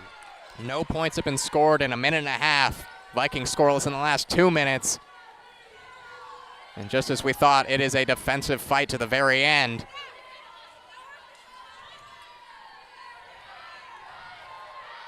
Shot there is good from Giese. Her great night continues. Vikings can't do anything to stop her right now. She has been the difference. 17 points on 7 of 8 a night when a lot of people are struggling to score. She has found a way to do it really efficiently. Walling had her pass deflected and picked up. And the Vikings getting cold on the offensive end at the wrong time right now. Just over 2 remaining in the game. And if the last possession was important, this now becomes critical. If you go down 8 or 9 inside 2 minutes, that's really difficult. 3 changes coming for the Vikings. Zaragoza, Peterson, and Riley waiting in the wings. The Yellow Jackets chance to extend this lead. Giese for 3, and of course she hits the shot. As soon as you saw her pulling up, it's like, oh, that's going to go in. Giese extends the lead to 9. That is a massive bucket. The Yellow Jackets 9-point lead with 1:56 remaining here at Carver Gym.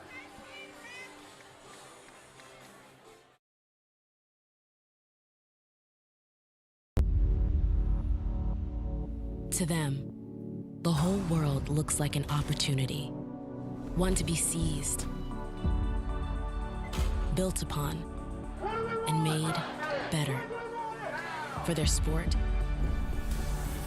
and the people around it. To student athletes, every opportunity is a chance to change what could be and show the world what opportunity can do. You're getting thirsty. Bold. Refreshing. So good. I mean, dude. Welcome back. Montana State University Billings, a 55-46 lead over the Western Washington University Vikings. A battle of two nationally ranked teams. The Yellow Jackets at 20, the Vikings at 8.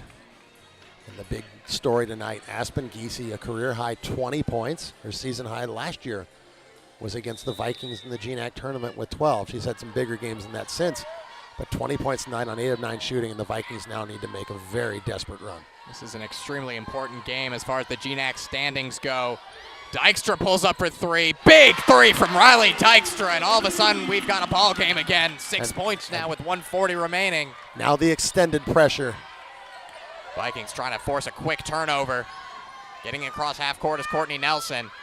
That 3 allows you to still play for a stop here. Tight man-to-man. And Giese, carrying call, going the other way. Big call there. That's the second carry call I've seen this season. Could not have come at a bigger time. And give Steph Peterson credit. The defensive pressure forced that mistake. Dykstra driving quickly the other way.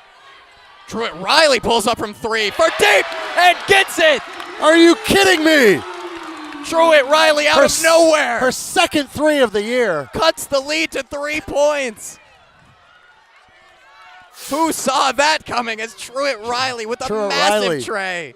Truett Riley. Boom. One thing on her mind as soon as she got that ball. Sink it. 3-point game. So now you can really play straight up, but the way the pressure has worked, why not continue to stay in them tight?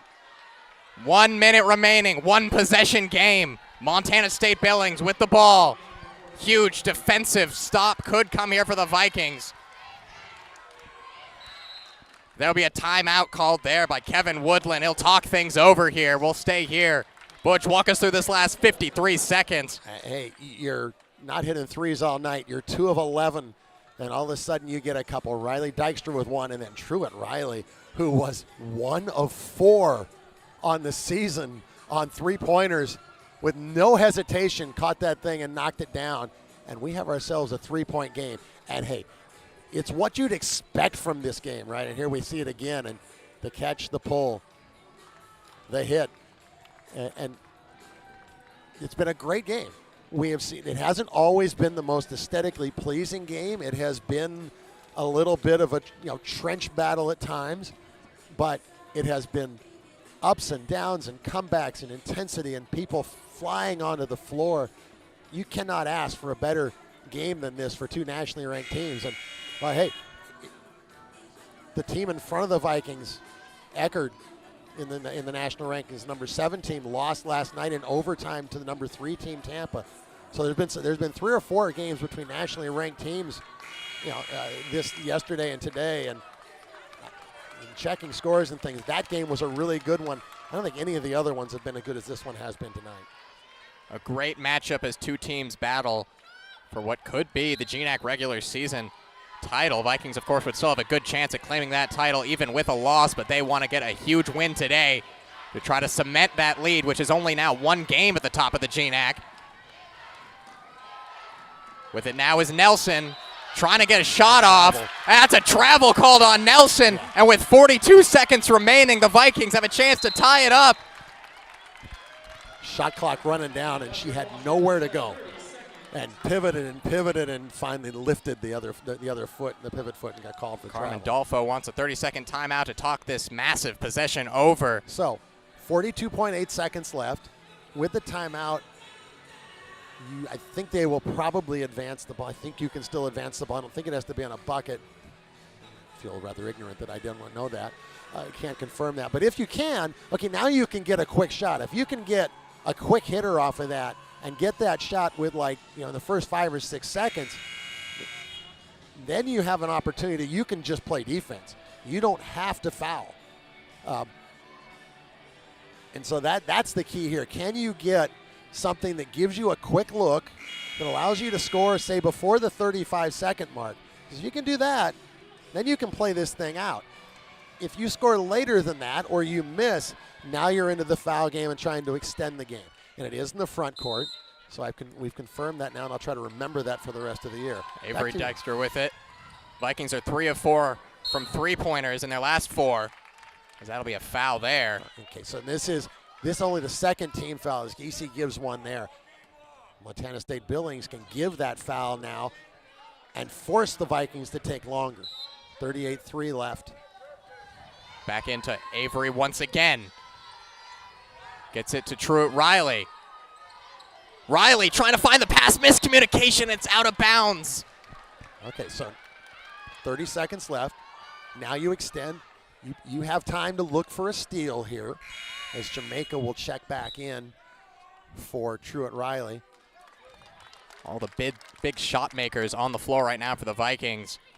Each team has 1 timeout left too, so you get in trouble, you can use that. Good trap. Good trap. Trying to get the jump ball. They do have the possession arrow. Going to ground and getting the foul is Courtney Nelson. So that'll send Nelson to the line. She is a 78% free throw shooter, but this is not a position that you would want to be as the Vikings trying to go into a free throw based battle with this Montana State Billings team. Good free throw shooting team. So I would think you probably don't use the timeout here. She misses it. That's the first. Take it, go. Get a quick, and especially if she makes this, you want to just try and push it and get a quick 2. Even if she misses it, push and get the best shot. Don't force a 3 here. Biggest free throw of the night right here. She gets it to go. 4-point game, 2-possession game. So Carmen Dolfo knows better than I. They are going to use the timeout. Carmen Dolfo will talk things over now. Vikings going to need some quick points on the board. Players on the floor right now. Avery Dykstra, Brooke Walling, Katrina Jamaica, Riley Dykstra, and Steph Peterson.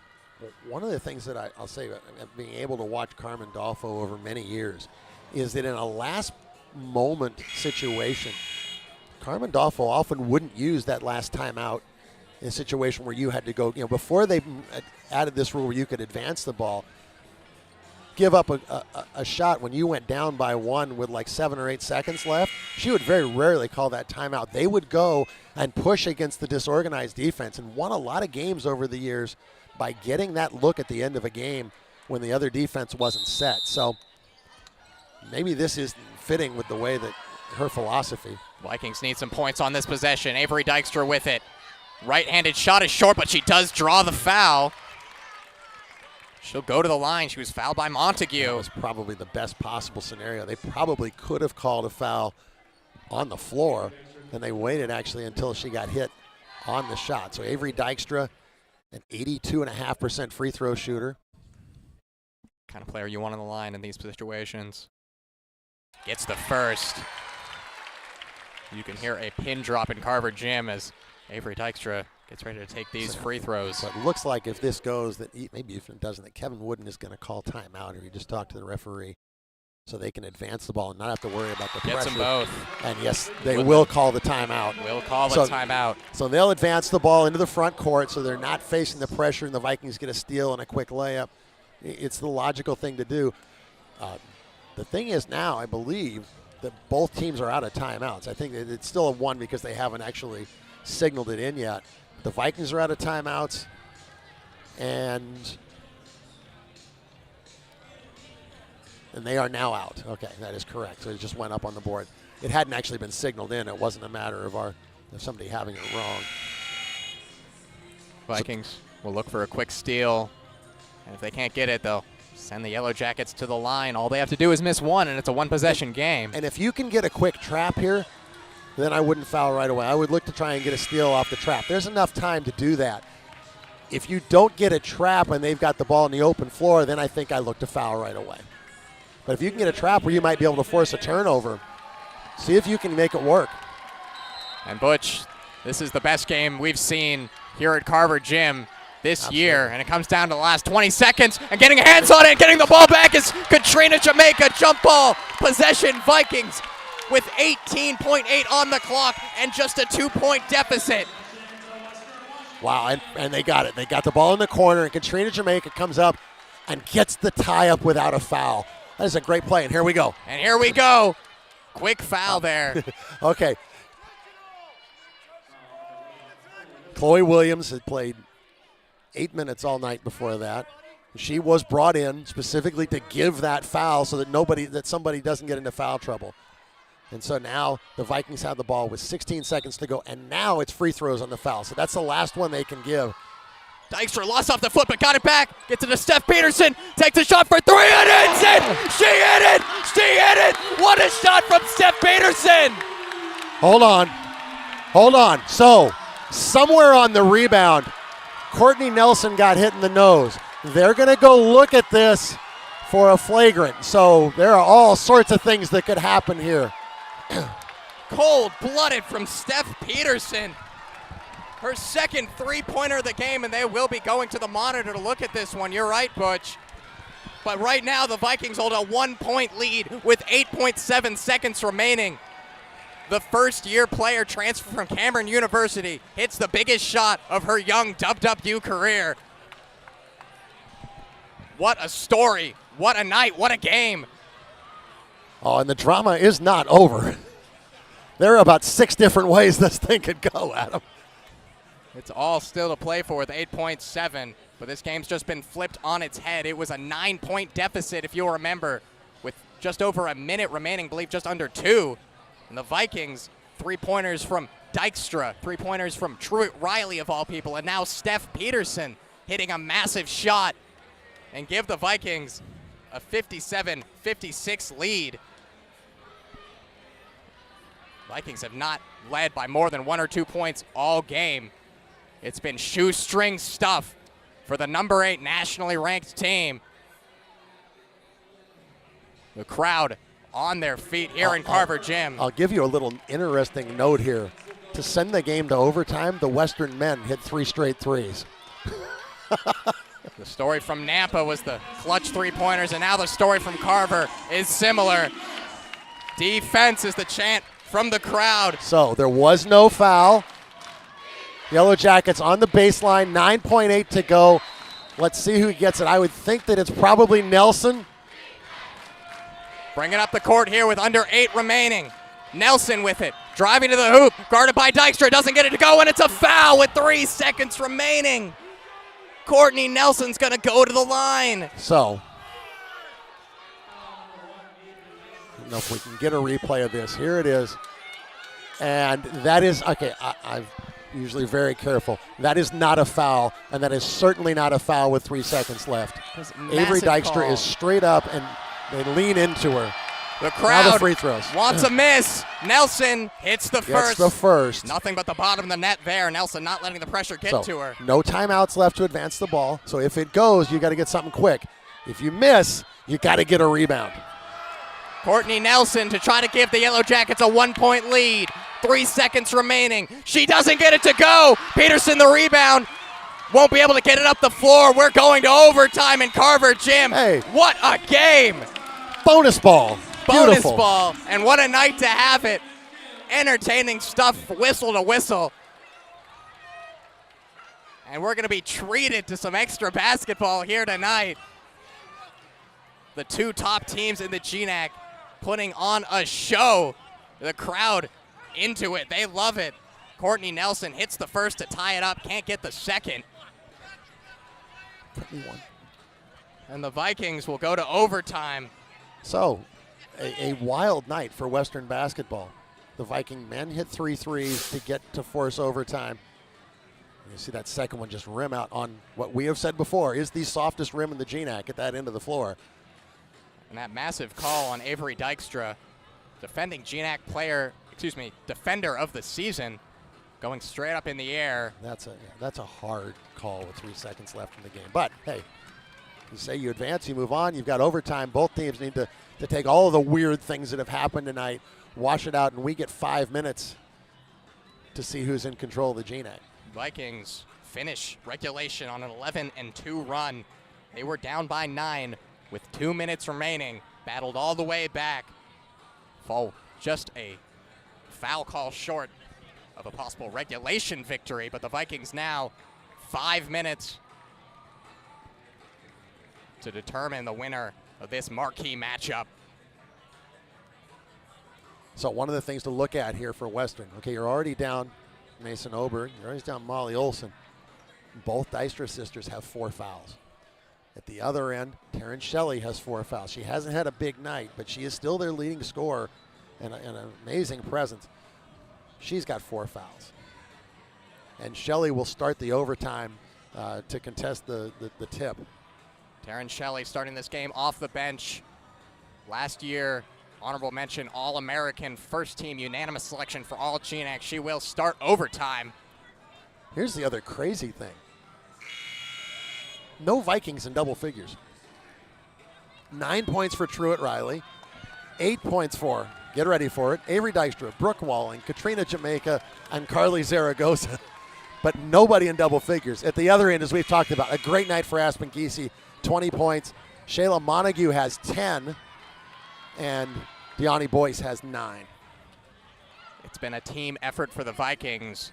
And on the other end, MSUB, a great team defensive effort. Geesey taking over on the offensive end. And this is as good as it gets. 5 more minutes. Jamaica with it. Vikings get the opening tip, trying to make a statement to start overtime off. Peterson with it. She hit the big shot at the end of regulation. Just can't get the roll there. A good aggressive drive that just did not fall. Coming the other way is Geesey, 20 points on the night. She leads all players by a lot. Geesey working around a screen, pulls up from the free throw line and hits it. Wow. Aspen Geesey cannot miss. She has not missed a 2-point shot tonight. She's 9 for 10 overall. Dijkstra gets it back to Walling, now to Peterson. Dijkstra, Jamaica. 12 on the shot clock. Vikings patient with it. Dijkstra drives in, guarded by Geesey. Loses the dribble. 5 on the shot clock. 3 seconds. 3-second violation.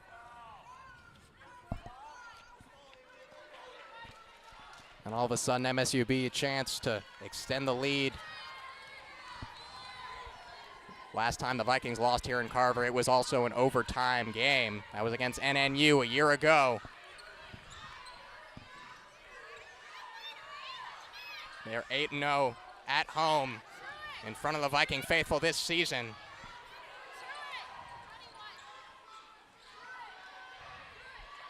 That one gets in, missed by Boyce and out of bounds. Yellow Jackets ball still.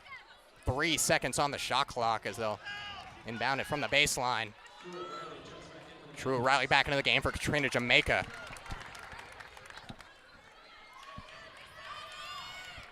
Something going on at the scores table here. Hold on, when was the last shot?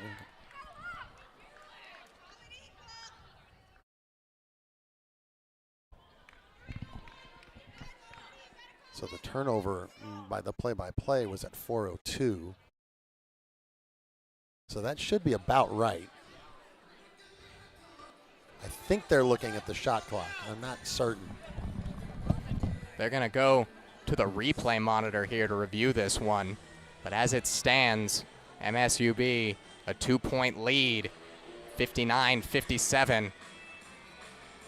And this is the best basketball that you're going to see, not just in the GNAC, not just in Division II, but this is what you want to see in college basketball. This is what it's all about. 2 teams at the top of their game, at the top of their conferences, battling it out. So after wandering down the scorers table, it is a shot clock issue. The question is whether the shot hit the rim. The consensus of the people near the business end is that it did. So we'll see. And they will reset it here to 20 seconds. So that'll be good news for Kevin Woodland and Montana State Billings. Instead of 3 seconds on the shot clock inbounding from the baseline, they will have 20.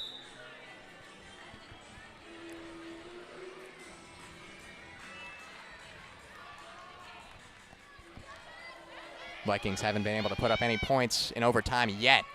MSUB with a single bucket from Giese. That one gets into Boyce. Boyce gets it to Nelson. Giese with it. Boyce working against with Dykstra, 4 swatted fouls. away. A great block by Riley Dykstra. Dykstra with it now on the offensive end. Avery with it now, back to Riley. Going to ground, no whistle. Walling gives it to Peterson. Riley, 14 on the shot clock, drives in on Shelley. And that will be her 5th.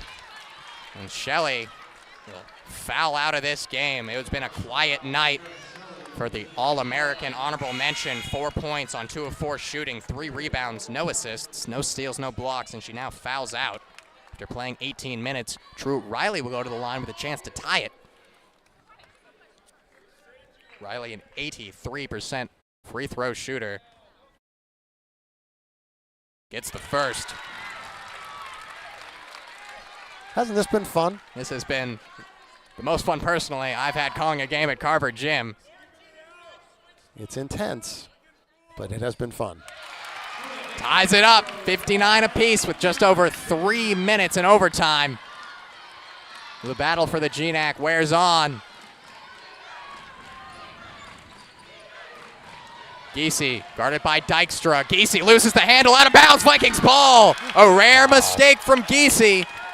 Riley Dykstra playing with 4 fouls. 2 big defensive plays. Maybe not as much on that one. The first one with the block, but that one there just staying in front, not allowing Giese to go by, and eventually the ball rolled out of bounds. Giese with 6 turnovers tonight. Dykstra the other way, can't get the layup to go. Too strong off the glass, rebound Walling, and she's fouled. There are 4 players on the floor after that. People diving on the floor, people getting knocked over on the rebound. I love this. These 2 squads are leaving it all out there right now. They both want this game so bad.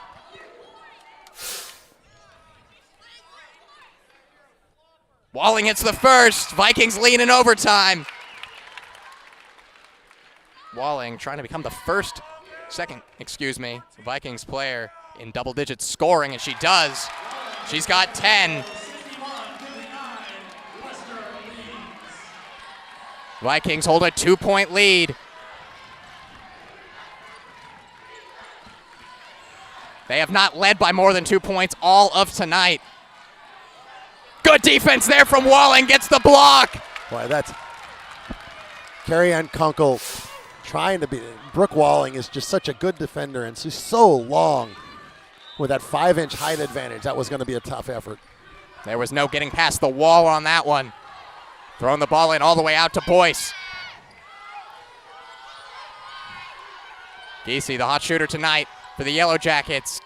Gives it up to Kunkel. Taken away by Walling, another great defensive play, and she's fouled. Brooke Walling with 2 huge defensive plays. The Vikings, 2-point lead and possession. Brooke Walling going to the line, trying to extend it. Well, and hey, this is a program that prides itself. Both these teams do on their defense. And 4 straight stops for the Vikings here, in 3 really in that trip up the floor. 2 plays there. Walling short on the first. MSUB scoreless in the last 2 minutes, 13 seconds. Vikings trying to take their largest lead of the night. And they do. 62-59. Coming back into the game is Zahn. Zahn has hit 1 3-pointer tonight, 2 shots. She's got 5 points. Zahn brings it up, running the point. Guarded by Riley Dykstra, switched on to Steph Peterson. Zahn looking for option, gets it to Boyce. Boyce hands it off now to Nelson. 10 on the shot clock. Nelson drives in. Nowhere to shoot from. Gives it up to Boyce. 5 on the shot clock. Boyce guarded by Walling. Blocking foul called on Brooke Walling. Didn't quite get there. I mean, and for Brooke Walling, that's her only third foul. And Boyce will go to the free throw line. First trip tonight. hits the first. Donnie Boyce, a 72.5% free throw shooter. Vikings with averages 11.4, so she hits this basically right on her average. 61-62. 1:46 remaining. Avery Dykstra with it, works around a screen from Walling. She's got a lane to the hoop. It was blocked. It'll be Vikings ball. We might see a review here. Giese wants it going the other way. She seems very sure of it. And they're going to look at it again. And I think that ball went off Avery Dykstra. We're going to look here. It looked like it came back off and hit her wrist from this, less in that camera angle than from where we were on the sidelines. They'll go to the review table here. If it does go in favor of MSUB, they've got the ball down 1 with 1:40. It's still back and forth stuff. And Adam, you know, the thing this does for both of these teams is this prepares you for the NCAA tournament, doesn't it? You're going to have tough moments. You won a game like this that's going to get you ready. Now, you want a result tonight, too. I mean, the Vikings are in a position where they're battling with Cal State Dominguez Hills for the top spot in the region. It's not official, but all the metrics seem to indicate that. So this is, you know, to get a win tonight for them gives them is huge. You lose and you're almost a game and a half probably. You're certainly not in the number 1 spot, you know, if you are right now. And you know, I say it's really tight. But if you lose, you're probably number 2. And 800 strong here tonight are being treated, as you said, Butch, to tournament caliber basketball, high energy. Both these teams playing like it's a national final. And it is going to be a Yellow Jacket ball here. So that did go off of Avery Dykstra after the block from Giese. Giese, 22 points, picks up her first block of the game. She also has 3 steals. What an impact she's had for this Yellow Jacket squad.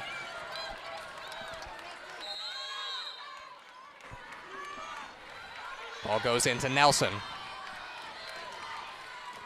Minute and a half remaining in OT.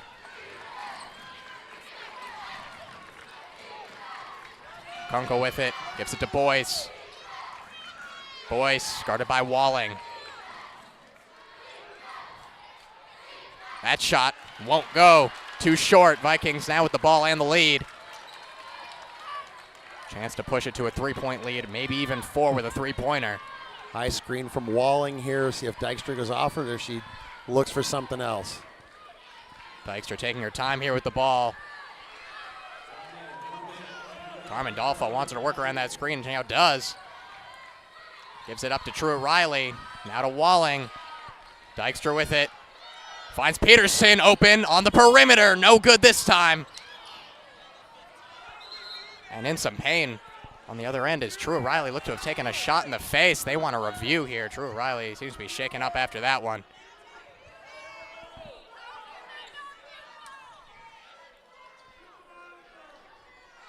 They will go to review this one.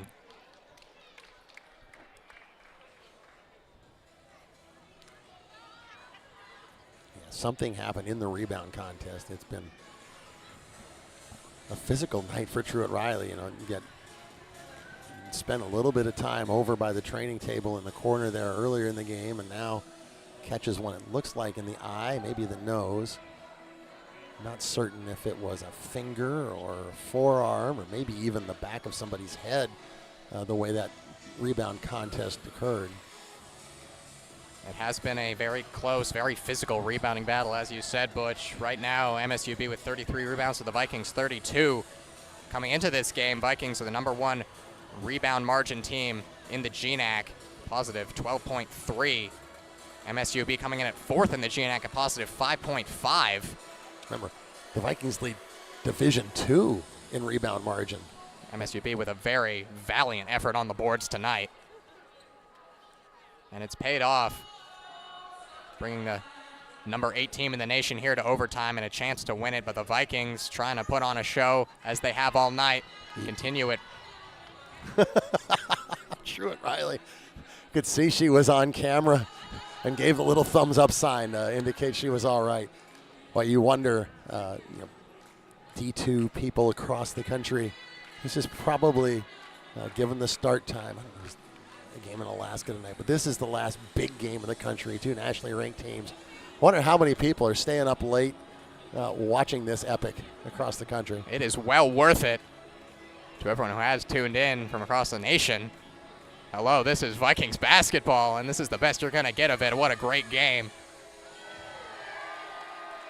They're still at the replay table right now, taking a look at the shot that True Riley took to the face. Crowd remaining on their feet. Student section lively. A good turnout here on a Thursday night here in Carver Gym for these number 8 nationally ranked Vikings. And what a treat for everyone in attendance. The officials conferring now at half court. What do we got? We are going to they're going to bring both coaches in. I'm going to go try to listen, excuse me. Butch Kamina, investigative journalism here.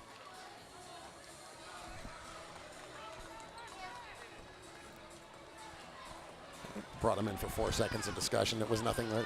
So it is going to be Montana State Billings ball on the baseline. No foul. 44.5 seconds to go. So the Vikings can get a stop here. Huge possession here on offense for the Yellow Jackets, on defense for the Vikings with 35 remaining. Montague with it, working against Peterson, gets it to Giese.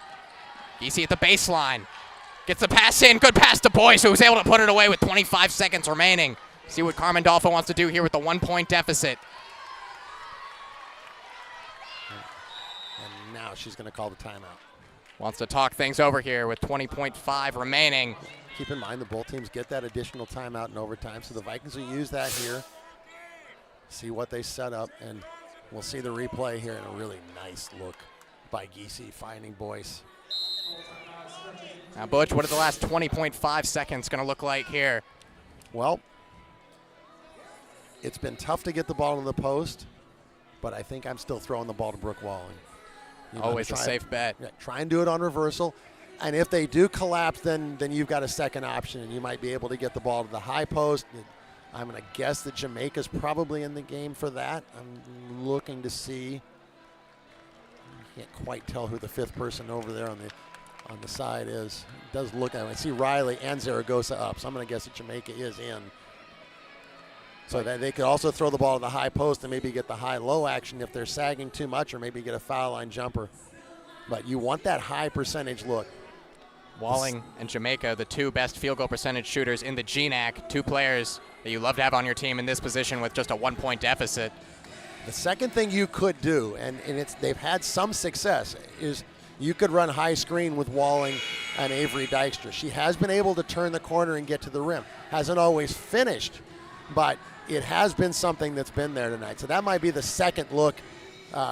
If you didn't want to try and throw the ball to the post, given the trouble they've had getting it in there, that high screen might be the other way to go.